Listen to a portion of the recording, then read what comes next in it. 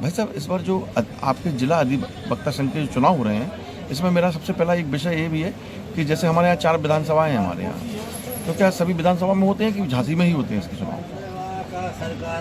जनपद झांसी का एक संघ अलग है, बाकी तहसील स्तर पर अलग अलग लोग अपने अधिवक्ताओं के चुनाव कराते हैं और उनके अध्यक्ष चुनते हैं। लेकिन ये जो जिले का सबसे बड़ा प्रमुख संघ है वो जनपद अधिवक्ता संघ झांसी है और यहाँ का चुनाव संपन्न होने जा रहा है 29-30। इस बार थोड़ा सा लेट हो गया चुनाव, ऐसा कई बार सुर्खियों में आया, कुछ आरोप वगैरह भी लगे हुए हैं, इस पर क्या कहना चाहते हैं? देखिए, अमूमन अधिवक्ता संघ के चुनाव में जो पदाधिकारी होते हैं वो लाभ के पद होते हैं उनके, और लाभ के पदों पर बैठ के आदमी आसानी से बाहर नहीं होना चाहता है।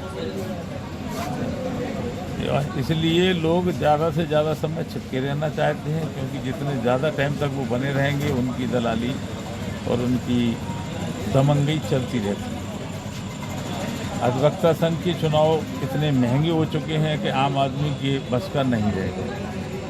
ज़्यादातर इन चुनाव में पार्टिसिपेट वही लोग कर पाते हैं जिनके पास संपन्नता हो।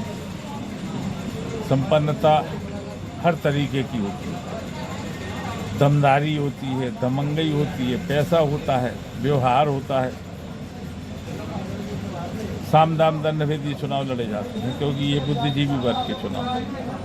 अब बात आती ये है कि इतने बड़े बुद्धिजीवी वर्ग के चुनाव को संपन्न कराने के लिए 90 और 80 साल के एल्डर कमेटी के चेयरमैन को प्रभारी बनाया जाता है, जो मेरे ख्याल में स्वयं चलने फिरने में, उठने बैठने में असमर्थ होते हैं। कभी अपने पुत्रों को बिठालते प्रभारी बना के, कभी अपने जो है पुत्रियों को बिठालते हैं, क्योंकि वो तो आ नहीं सकते। तो 2000 unable to attend election proceeding, कम से कम ऐसे लोगों को इस प्रक्रिया से थोड़ा रेस्ट देना चाहिए। हमारे सम्मानित मेंबर हैं, मैं उनके बारे में ज़्यादा नहीं कुछ कह सकता, लेकिन ये है कि अगर उनका लड़का 10 साल से वकालत में है और वो 70 साल के वकीलों के चुनाव का प्रभारी बन के और उसका संचालन करे, ये मेरे लिए शर्म की बात है। एक दूसरी बात ये है कि जब विवादित लोग, दमंग लोग और भी कई तरीके के लोग इस चुनाव को पार्टिसिपेट कर रहे होते हैं, तो ऐसे में उतना ही दमदार इलेक्शन ऑफिसर होना चाहिए जो उनके प्रभाव में आके कतई काम ना करे। लेकिन यहाँ ऐसा नहीं होगा। यहाँ एक रबर स्टाम्प के तौर पर एक पुतला बना के किसी को बैठा दिया जाता है और जो ठीक ठाक प्रत्याशी होते हैं वो अपने प्रभाव में लेके अपनी मनमानी करके चुनाव जीत जाते हैं। अब आप पूछेंगे कि भाई कैसे मनमानी? तो मनमानी ये है कि आचार संहिता के अनुसार किसी को प्रलोभन ना दिया जाए, लेकिन रोज़ पार्टियाँ होती हैं, रोज़ बस्तों पे गिफ्ट भेजी जाती हैं, लिफाफे में रुपए भेजे जाते हैं, खाने की पार्टियाँ होती हैं होटलों में। क्या इसमें चुनाव इलेक्शन की कमेटी आंख बंद कर रही या उनको जानकारी नहीं होती? क्यों नहीं ऐसे लोगों पर कार्रवाई होती? अगर ये नियंत्रण करने में वो सक्षम नहीं है तो मैं इस इलेक्शन कमेटी को उचित नहीं मानता हूँ। बार काउंसिल को अपना निर्णय बदलना चाहिए। किसी सक्षम दमंग प्रशासनिक अधिकारी को वकीलों के चुनाव का चुनाव अधिकारी बना के यहाँ चुनाव कराए जाने चाहिए। सम्मान उनका भी हो जो हमारी कमेटी चुनी गई है, उनको भी बैठाला जाए, लेकिन उनके सहयोग के लिए एक आध प्रशासनिक अधिकारी की नियुक्ति होना भी जरूरी है ताकि उनकी मनमानी न चल पाए। अन्यथा ये इलेक्शन कराना बेकार है। क्या फ़ायदा ऐसे इलेक्शन से जो निष्पक्ष ना हो?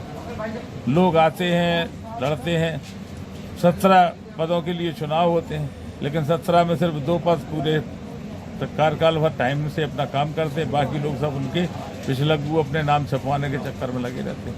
उनकी ना तो बात सुनी जाती। पिछले कार्यकाल में भी एक पदाधिकारी द्वारा पूरे अपने कार्यकाल भर गलत कामों का विरोध किया गया, लेकिन कोई फर्क नहीं पड़ा, वो चिल्लाता रहा, उसे ही धमकी और मारपीट की गई, अपनी चोटों के निशान दिखाता घूमा वो बेचारा। तो ये चीज़ें क्या निष्पक्ष इलेक्शन के लिए ठीक हैं? अगर नहीं है तो इन सब चीज़ों पर गौर हो, तब तो यहाँ चुनाव हो।